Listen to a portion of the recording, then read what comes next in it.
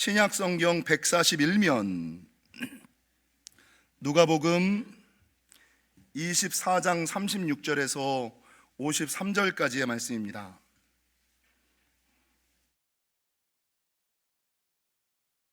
신약성경 141면 누가복음 24장 36절에서 53절까지의 말씀,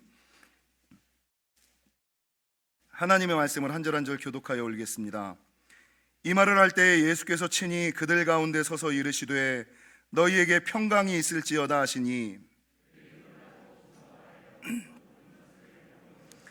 예수께서 의심이 일어나느냐?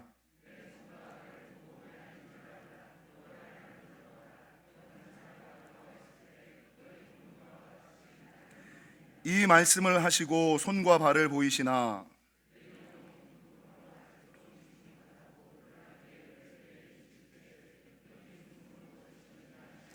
이에 구운 생선 한 토막을 드리니, 또 이르시되 내가 너희와 함께 있을 때에 너희에게 말한 바 곧 모세의 율법과 선지자의 글과 시편의 나를 가리켜 기록된 모든 것이 이루어져야 하리라 한 말이 이것이라 하시고, 또 이르시되 이같이 그리스도가 고난을 받고 제3일에 죽은 자 가운데서 살아날 것과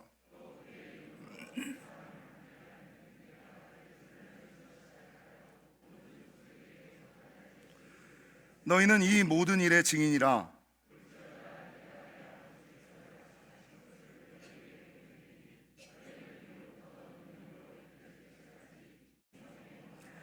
예수께서 그들을 데리고 베다니 앞까지 나가사 손을 들어 그들에게 축복하시더니 그들이 그에게 경배하고 큰 기쁨으로 예루살렘에 돌아가. 아멘. 우리 앞뒤좌우분들과 이렇게 인사하실까요? 다시 일어납시다. 다시 시작합시다. 다시 일어나시고 다시 시작하셔서 어제 제가 설교했던 다시 일어나는 자, 다시 시작하는 자에게 약속하시는 스가랴 1장 7절의 약속의 말씀, 넘치도록 풍부케 하시는 하나님의 은혜와 세상의 위로, 사람의 위로가 아닌 하나님께서 직접 위로하시는 축복, 하나님께서 다시 선택하시는 역사가 넘쳐나시기를 주님의 이름으로 간절히 축원합니다. 여러분, 영지교회 교우라면 다니엘 세일의 특별 새벽 기도회가 무엇인지 누구나 다 알고 있지만, 그럼에도 불구하고 다시 시작하는 이 시점에서 간단하게 말씀드리면, 여러분, 다니엘 세일의 특별 새벽 기도회는 그 옛날 다니엘이 인생의 큰 문제 앞에서 새 일에, 즉 37의 20일, 21일을 구별하고 작정하며 하나님께 예배하고 기도하여 하나님께서 응답하시고 역사하시고 축복하셨던 것을 기억하면서 한 해를 시작할 때에 제일 먼저 구별하고 작정하며 하나님께 예배하고 기도하는 영지교회의 특별 프로그램입니다. 여러분, 특세에 부으시는 하나님의 은혜와 축복이 너무나 크고 놀라운데, 이 특세의 완벽한 은혜와 축복을 누리시기를 원한다면 네 가지를 하셔야지 돼요. 첫 번째, 뭐 해야 되죠? 주제도서 다 사셨습니까? 200권 주문했나 그랬는데 아직까지 많이 남아있다는 거 보니까 여러분 사신 분들이 별로 없는 것 같은데, 주제도서를 꼭 읽으셔야 돼요. 특별히 작년의 주제도서는 조금 두껍고 내용이 조금 부실했잖아요. 제가 여러분 설교하기가 너무나 힘들었거든요. 주제도서가 딱 선정되었을 때에 책이 좋을 때가 있고 설교가 좋을 때가 있어요. 둘 다 좋을 때가 있고 둘 다 나쁠 때가 있고. 근데 작년에는 책이 조금 부실하고 두꺼웠어요. 그래서 제가 좀 많이 힘들었어요. 이 책에 없는 내용을 가지고 거의 90% 정도를 설교하느냐고. 근데 요번 주제도서를 읽어보신 분들은 아시겠습니다만 내용 너무나 좋죠. 안 읽고 온 것 같은데, 전혀 안 읽고 온 것 같은데, 일단은 짧아, 일단은 얇아, 일단은 싸. 한번 사셔봐. 일단은 얇고, 일단은 쉽고, 더 중요한 거는 내용이 너무 좋아요. 내용이 너무 좋아요. 여러분, 지금 한국교회를 이끌어가는 영적 지도자가 몇 명 있거든요. 한국교회를 이끌어가는 영적인 교회와 영적인 지도자가 몇 명 계시는데, 여러분이 안희몽 목사님이라는 분은 꿈의 교회를 담임하시는 분으로 멀티 교회를 하시는 분이에요. 그러니까 100년도 넘은 교회, 100년도 넘은 전통 교회, 300명도 안 되는 교회에 부임하여서 여러분 바른 비전과 목적을 가지고 목회하셨고, 이 목회를 열심히 하셨더니 한 가지 비전으로 여러 가지 교회를 해서 내가 그 교회를 감당할 수 없으니 내가 섬겼던 부교역자들을 여러분 담임으로 세우는, 그래서 지금 몇 명이 모여서 예배하냐면 6개 교회 10,000명이 섬기는 교회를 만든, 그냥 내용도 너무 좋고 목사님도 샤프하고 여러분 되게 좋은 내용이기 때문에 제일 먼저 책을 읽으셔야 돼요. 아시는 것처럼 제가 책의 내용을 거의 책의 내용 아주 중요한 것만 써머리하지 책의 내용을 거의 반복하지 않아요, 제 설교가. 그러니까 완벽한 특세의 은혜를 누리시려면 일단은 읽으셔야 되고, 두 번째 뭐냐? 첫 번째 읽고, 두 번째 뭐 하셔야 된다고요? 듣고 제 설교를 들으셔야 돼요. 그리고 남이 하는 책만을 읽고 듣는 것이 아니라 뭐 해야 된다고요? 내가 묵상하고, 내가 묵상한 것을 나 혼자만 가지는 것이 아니라 여러분 남들과 함께 나눔할 때, 따라하겠습니다. 읽고, 듣고, 묵상하고, 나눔하자. 아이고, 우리 주찬이 때문에 그냥 목사님이 힘이 나네 그냥. 예? 여러분 읽고 듣고 묵상하고 나눔할 때 하나님께서 내게 허락하여 주실 줄로 믿습니다. 코로나 기간 중에 다니엘 세일의 특별 새벽 기도에 완주하는 숫자가 조금 줄었어요.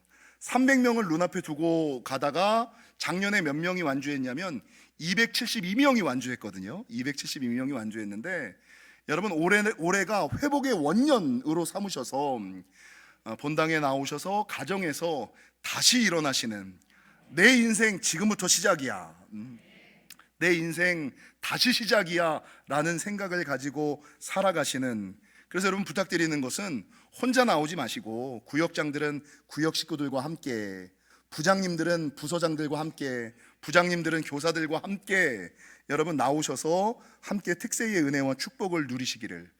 특별히 제가 놀라운 소식을 하나 발견했는데요, 예전에 우리가 코로나 기간에 하지 못했던 특세의 가장 중요한 것 가운데 하나가 뭐예요? 예배가 끝나고 나서 간식을 못 먹는 거였어요. 올해 간식이 회복되었습니다. 예, 아주 맛있는 토스트와 잼을 먹고 마시고 우유와 함께 나누시고, 이 특세살이 좀 씻어야지 돼요. 영혼도 살찌우고 몸도 살찌우고. 특별히 제가 여신도에게 들은 얘기인데, 성도님들과 오래간만에 다시금 특세가 시작한다는 생각에 우리 권사님께서 요번에는 일주일마다 컵라면도 준비하시고 오뎅도 준비하시고 찐빵도 준비하시고, 예전에 먹지 못했던 것이 한 가지가 추가되었는데 그게 뭐냐면 소떡을 일일이 만들어서 우리들에게 주신다는 거예요. 얼마나 감사한지. 수고하고 힘쓰는 우리 여신도에게 박수 한번 하실까요?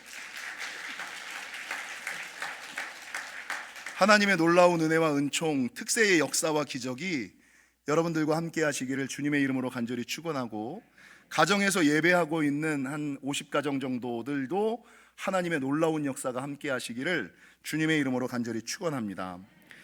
여러분, 주제도서 첫 번째 주제는 다시 일어나는 힘, 다시 시작하는 능력은 오직 예수님에게서만 가능하다는 거예요. 다시 시작하는 힘, 다시 일어나는 능력은 오직 예수님에게서만 나온다라는 것이 주제라는 거죠. 여러분, 예수님께서 돌아가시고 난 이후에 제자들이 다 끝났다고, 이제 다 틀렸다고 하던 일 모두 내팽개치고 다 자기 집으로 돌아가거든요. 다 살던 대로 과거로 돌아가는 거예요.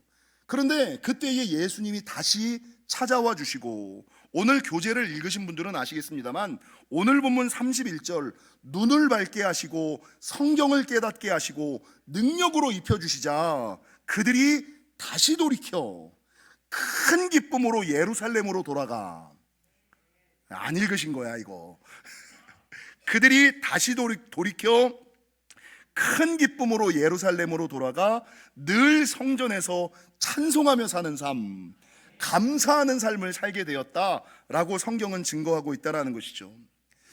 여러분, 우리가 인생을 살아가다 보면 너무나 큰 일, 너무나 엄청난 일, 이게 감당되지 않는 일들을 겪을 때가 너무나 많고, 그 일들을 겪어보신 분들은 알 수 있겠습니다만, 그 일을 경험한 사람들은 여러분, 그 문제 앞에서 내 스스로 일어날 수 있는 힘이 전혀 없다는 거죠. 누군가 손잡아 주지 아니하면, 누군가 새 힘을 허락하여 주시지 아니하면 그냥 있는 자리에서 주저앉는, 지금까지 쌓아 올렸던 모든 것들이 와르르 무너져서 예전으로 돌아가는 삶을 살아가는 사람들이 너무나 많다는 거죠. 여러분, 성경을 보다 보면 이런 대표적인 삶을 살았던 사람이 누구냐? 열왕기상 19장의 엘리야 선지자. 아시는 것처럼 엘리야 선지자는 능력의 종 아닙니까? 기적의 사람 아닙니까? 제가 이 엘리야를 묵상하다 보니까 아마도 엘리야는 갈멜산에서 바알과 아세라를 섬기는 850명의 거짓 선지자들과 영적 전쟁을 하고 내가 승리하고 나면 3년 6개월 동안 아무도 해결하지 못하였던 이스라엘의 하늘문을 열면 내가 드디어 인정받겠지, 내가 드디어 사랑받겠지, 내 선지자의 삶은 형통하겠지 라고 생각을 했을 것 같아요. 저라도 그렇게 생각했을 거예요. 850명과 850대 1로 싸워 이겼는데, 3년 6개월 동안 하늘문이 닫혔던 것들을 기도로 풀었는데, 그때 되면 사람들이 인정해 주겠지, 그때 되면 사람들이 사랑해 주겠지, 그때 되면 내 인생은 풀리겠지 라고 생각했을 것 같아요. 근데 여러분, 열왕기상 19장을 한번 찾아보실까요? 이 열왕기상 19장, 구약성경 549면 여러분, 엘리야는 갈멜산에서 850명과 영적 전쟁에서 승리하고 3년 6개월 동안 내리지 않던 비, 하늘문을 열어 비가 오게 했음에도 불구하고 자신의 생각, 자신의 계획과는 다르게 오히려 이세벨에게 살해 위협을 받는 도망자의 신세로 전락을 해버립니다. 아시죠? 내가 이 전쟁에서 이겼으면 난 잘 될 거야 라고 생각을 했는데 오히려 살해 위협을 받는 도망자의 신세로 전락을 해버립니다. 근데 재밌는 것은요, 그 전까지는 하나님만을 바라보던 엘리야가 오늘 열왕기상 19장 3절을 한번 보실까요? 3절을 같이 한번 읽어보겠습니다. 시작. 그가, 여러분, 어느 순간부터 하나님만 바라보며 살아가던 엘리야가 오늘 본문 3절에 무엇을 보고? 형편을 보고, 자기가 처해져 있는 상황을 보고, 현실을 보고, 처지를 보고 하나님을 위하여 죽겠다고 했던 이 엘리야가 자기의 생명을 위하는 마음으로 돌이키다 보니까 여러분, 뭐 하게 돼요? 그 전까지는 맞서 싸우던 엘리야가 도망자 신세로 전락해버리고 끝내는 우울증이 걸려 로뎀나무 아래에서 죽기를 구하는, 자살하기를 꿈꾸는 인생으로 전락해버렸다는 거죠. 여러분, 언제 인생이 전락합니까?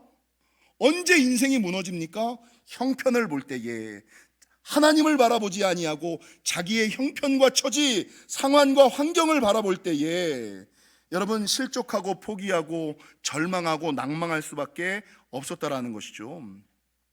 근데 우리 하나님이 좋으신 것은 제가 첫날 말씀드렸던 것처럼 믿음의 사람들에게는 포기란 없고, 믿음의 사람들에게는 포기란 없고 낭망과 절망이 있을 수가 없다라고 말씀하신 것처럼 하나님께서 오늘 본문 5절에 천사를 보내요 그들에게 떡과 물을 공급해 주시는 거예요. 살 힘을 공급해 주시는 거예요. 그러면 천사가 나타나서, 여러분, 이 본문이 참 재밌어요. 제가 이 열왕기상 19장의 말씀을 다시 묵상하는데, 아니, 그렇게 힘들고 어려울 때 하나님께서 천사를 보내요 실제적으로 떡과 물을 공급해 주셨어요. 어마어마한 기적을 경험한 거 아닙니까? 근데 그거를 먹고 엘리야가 또 누워 있어요. 엘리야가 그 천사가 공급하는 것들을 먹고 마셨음에도 불구하고 다시 누워 있어요. 5절에.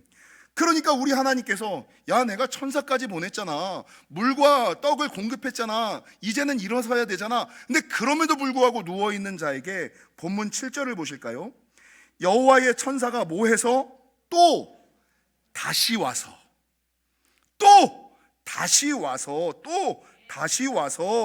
어루만지며 이르기를 일어나 먹으라. 다시금 또 다시 와서 일어나 먹으라. 야, 다시 일어서야지, 다시 시작해야지 라고 어루만지는 거예요. 그래서 여러분, 이 천사들이 공급하는 떡과 물을 가지고 두 번째 역사를 경험하고 엘리야가 호렙산으로 올라가죠. 그러면 이 호렙산에 올라가서 하나님 앞에서 다시 강건해져야 되는데, 성경에 보면 이 엘리야가 호렙산에 올라가서도 뭐하냐? 동굴 속에 누워 있어요. 동굴 속에서 그냥 누워만 있는 거예요. 그러니까 우리 하나님께서 어떻게 하시느냐? 오늘 본문 11절에 동굴 속에서만 누워있는 이 엘리야에게 11절 하나님이 말씀하시기를, 너는 좀 나가서 여호와 앞에 산에 좀 서라. 이게 무슨 말이냐면, 제발 좀 일어나서 제발 좀 다시 서라. 제발 좀 일어나, 제발 좀 다시 서라. 주님이 말씀하시는 거예요. 그러니까 몇 번에 걸쳐서?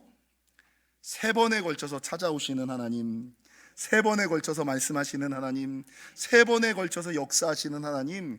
그러니까 그 힘들었던, 이제 주님이 3번이나 찾아오셨는데 더 이상 누워 있을 수 없었던 엘리야가, 주님이 하도 귀찮게 하니까, 주님이 하도 은혜를 베푸시니까 일어나 산에 서는 거예요. 마지못해 일어나 산에 서는 거예요. 그리고 일어나 산에 섰을 때에 아시는 것처럼 급하고 강한 바람이 불어오고 세미한 음성이 들려오고, 강한 것과 약한 것, 그러니까 주님께서 온갖 방법으로 이 영혼을 소생시키시는 은혜가, 다시 살리시는 역사가, 다시 세우시는 은총이, 그래서 엘리야가 능력의 종으로 변화되었다라는 것입니다. 사랑하는 성도 여러분, 너무 힘들고 감당하기 어려운 사건을 만나면 내 힘으로 서고 내 힘으로 다시 시작할 수 없습니다. 내가 강한 사람인 것 같지요? 내가 맞는 사람인 것 같지요? 아직까지 큰 일을 안 겪어봐서 아직 큰 일을 안 겪어봐서 교만하게 얘기하는 거예요. 정말 큰 일을 딱 만나보면 여러분, 내 힘으로 설 수 없고 내 힘으로 다시 시작할 수 없는 상황에 처하지만, 그때 기억하셔야지 되는 거, 다시 시작할 수 있는, 다시 설 수 있는 힘은, 다시 설 수 있는 힘은 오직 누구에게서만 나온다? 예수님에게서만, 하나님에게서만 나온다라는 것을 기억하시고, 다시 하나님을 바라보셔서 엘리야처럼 하나님 앞에 우뚝 서심으로 능력의 종으로 변화되시는 저와 여러분이 되시기를 주님의 이름으로 간절히 축원합니다. 그래서 이 시간 우리가 찬양하며 나가기를 원합니다. 하나님, 너무나 큰 일을 만나